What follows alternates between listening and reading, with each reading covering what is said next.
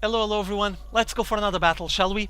And today I'm going to start covering an event that it's been drawing a lot of attention lately. It's a big online tournament organized by Team Liquid called the TL Open. I'm pretty sure most of you guys already know about it. They always stream a lot of the matches, especially of the late stages, and there's a lot of visibility for the semifinals and finals every week because they're streamed on the Team Liquid live stream with thousands of viewers enjoying it every weekend, meaning that this is starting to draw a lot of attention, getting quite big, quite influential, and even attracting the Korean pros, which is a really good sign, as you might imagine.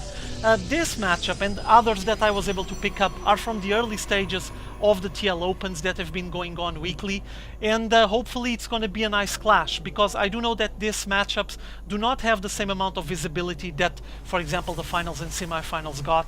So hopefully I'm going to be able to provide some interesting matchups for you guys to watch, and at the same time just try to give a bit of a follow-up to what's happening on the TL Open by covering some of the early stages. Okay, specific matchup here, we're going to have spawning on this north position the green Protoss Grubby. Dutch player, Warcraft 3 legend, everyone knows the guy, I'm pretty sure of it. Though we still haven't been able to put up the results that I was expecting from him, he still didn't have any major win on any big event, or at least consistently finished like top 5, top 3 on some of the big events. I do know he is a solid player. Back in the days of Warcraft 3, he was a legend, one of the few Europeans that took his chance to get out of Europe and play against the Asians. He had some epic battles on Warcraft 3, especially against the Chinese, and also did a lot of money back then. He's now on Starcraft 2. I'm waiting for him to get some very powerful, very intense results. For now, he's still fighting his way to the top of the community and grabbing reputation, in my modest opinion, but do not underestimate this guy. He's a beast, a micro monster, beware. Now, he's gonna be duking it out here against a very interesting player, a Korean pro, this blue Terran, ZeNEXHack, member of Team ZeNEX, and I'm not sure if you guys recognize Hack or not, but he is the guy that on the current GSTL, the Team League in Korea, he all killed Team FXO. Single-handedly, by himself, he sat on the booth, and every player that FXO threw at him, he just killed all of them. So, it's an impressive feat.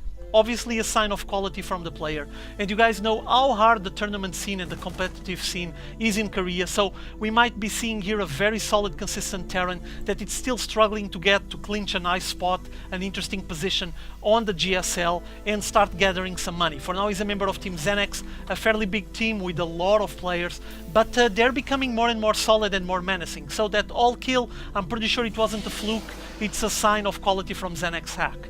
Okay, following the matchup and see what's going on, as you can see here on Grubby's side, he went for that gateway, and then Cybercore on the corner of his base, so all the way on the back, with this pylon getting placed way on the back. It's going to be used to detect any drops on this area, obviously, but as well, maybe to hide some tech on that little corner. What I do see for now is that Grubby went for that proxy pylon, he's getting ready, there's already the warp gate tech getting researched, so he might be able to warp in some units and just cut in half the rush distance. While on ZeNEXHack side, we do have racks into factory, into starport, 111 opening, going right there, with the tech lab getting attached. I'm not sure if he's going to try any kind of switch. Might be an idea, maybe switch it with the starport and get some benches out, would be an interesting solution. Yeah, seems like that's going to be the case. While here on Grubby side, we have gateway into Cybercore and then into a fast robo, so very quick robotics by Grubby. He's still leaving this probe here on the bottom side of the ramp that gives access to the main base of ZeNEXHack. Basically, he wants to keep an eye on units coming out of ZeNEXHack base. There they are, and boy, this probe is gonna get finished so quickly. Destroyed probe, but Grubby now is aware that Hack is pushing with a small handful of Marines, 6 Marines coming out, and the SCV is just going all the way to the side and is gonna spot that proxy pylon, so probably is not gonna last long.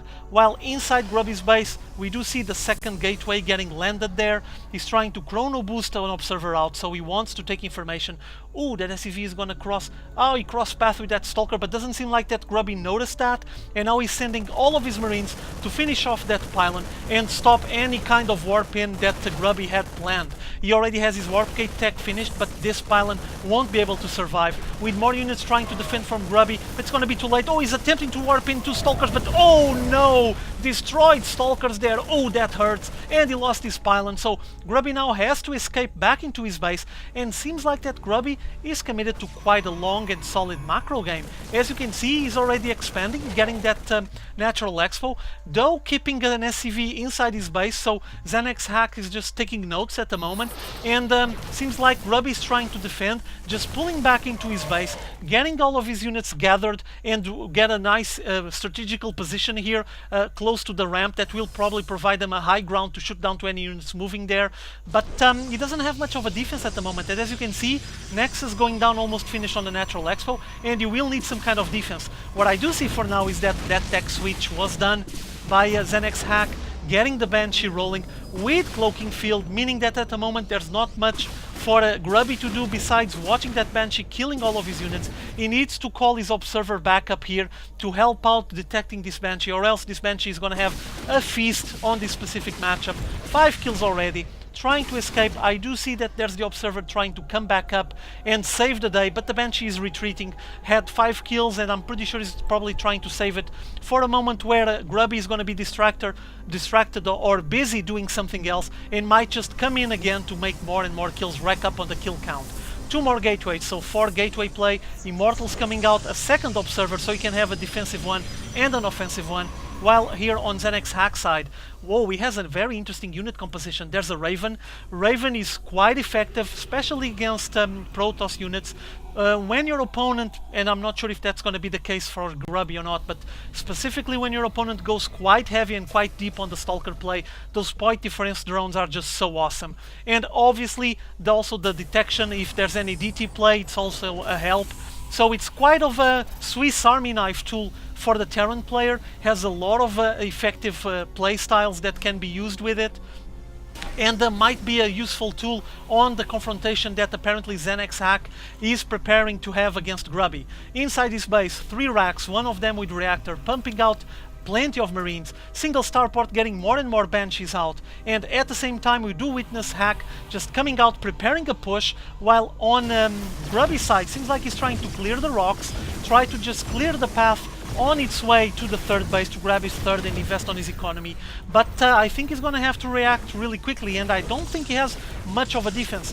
Unit composition on the army, as you can see, we have here 5 sentries, 4 stalkers, 1 immortal, 1 zealot against 22 marines, 1 raven, 2 siege tanks and 3 banshees. So late banshee play, here they come leading the charge, advancing there, the upgrades. There's the armor getting upgraded by Grubby way too late.